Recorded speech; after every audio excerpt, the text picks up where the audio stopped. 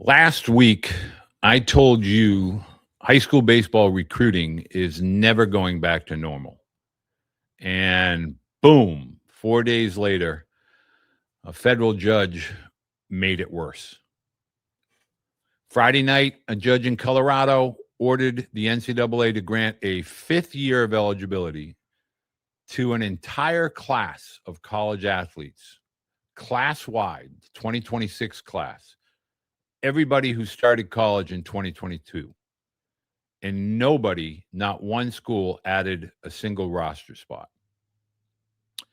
So while your son was either at a showcase, in a cage, at a tournament, a courtroom out in Denver put another wave of 23 to 24-year-olds back onto college rosters who had already capped their careers, and all of those Division I schools have roster caps of 34. That same night, the Big Ten and the SEC,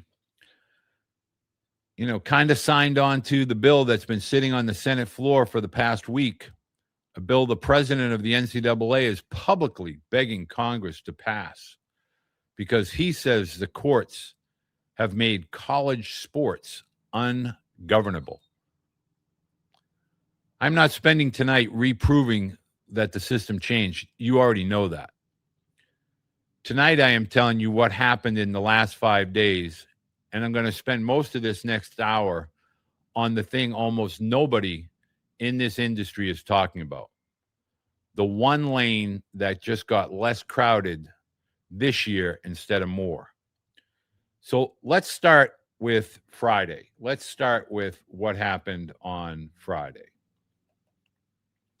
I want everybody to understand that it's very challenging for me as an adult to hear parents. Some parents are high school graduates in 26, others are 27, disappointed parents in the 28s, bewildered parents of the 29 high school athletes. And I know it stings, and I know it stinks. But let's try to be in an educational mode. It's very easy to get angry. It's very easy to have an outlook like everybody seems to be passing us by. Nobody's really giving us a chance. Let's try to look at this from a different lens, and let's try to look at this from a different perspective. And what I want to be able to do is to get parents to understand what really happened Friday. So a fifth year is obviously granted. Now, I want you to understand the fifth year should have been originally given or grandfathered in. This shouldn't be news, but yet here we are. And so the fact that we're dealing with litigation and the fact that we're dealing with a political system that now has to get involved, kind of shame on the NCAA for not having some foresight. But at the end of the day, fifth year is going to be voted into Division II as early as tomorrow, beginning in 2026. And now the court system has essentially pressed the play button for all of the 26s to get an additional year. They were the one class that was going to be penalized, and now there are several guidelines for all of this, but in effect, everybody now that was currently in college as of last year is now getting that fifth year. The biggest misunderstood dynamic is the roster limit didn't move, meaning the cap didn't move. So it doesn't allow, and there are a lot of people that were reading a certain segment. I didn't want to put that out here because I didn't want to go down the legalese end of things, that there were going to be extra roster spots similar to the DSA designation. That simply isn't true. If a team wants to add any of these student athletes who were granted an extra year, there is a guideline and a qualification. And I want you to understand, roster spots are not going to suddenly be filled with, 26 grads and they were just going to have 40-man rosters. That's not the case. The biggest thing is to understand, if you are a 2027 high school graduate, your fifth year is just going to be added into the equation, meaning the roster spots are going to be capped at Division I, 34. They're not capped at Division II. They're not capped in Division III. They do have developmental and JV rosters. That'll be a much, much bigger dynamic for those levels of college baseball, as well as NAIA and JUCO rosters. Right, wrong, or indifferent, the developmental / JV roster is here to stay.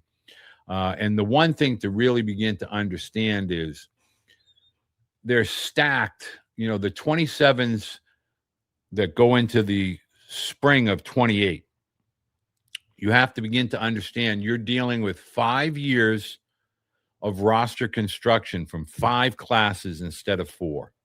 It's a really, really big deal that too many parents are not really hearing when I say this. And I think it's an important distinction.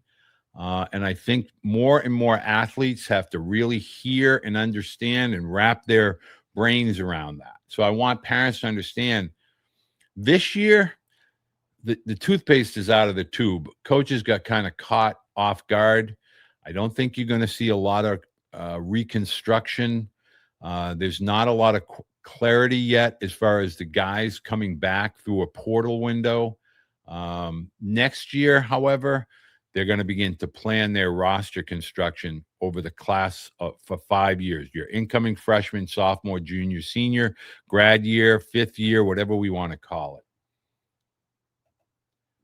Now, this is a huge part. And if you've followed anything on my social media, I've made it clear for the last 2 years, but more so over the last 2 weeks, that the NCAA was just waiting for the political arena to jump in and kind of throw the lifeline out there. And they have. And there's so many dynamics to this that I really want to kind of go through step by step, because now that the guardrails are being put in place that have to be governed by the NCAA Division I, meaning, the Senate and the Congress are about to enact a law. Okay, so now that law goes on the books, and now the courts, it kind of restricts the courts because the law has been passed. It's gone through the correct processes.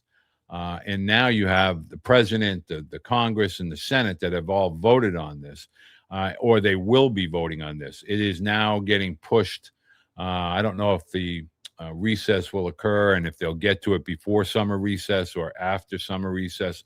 A lot of people are pushing for that. The next thing that you need to understand is, I always tell parents, you need to understand there's a difference between footprints and fingerprints.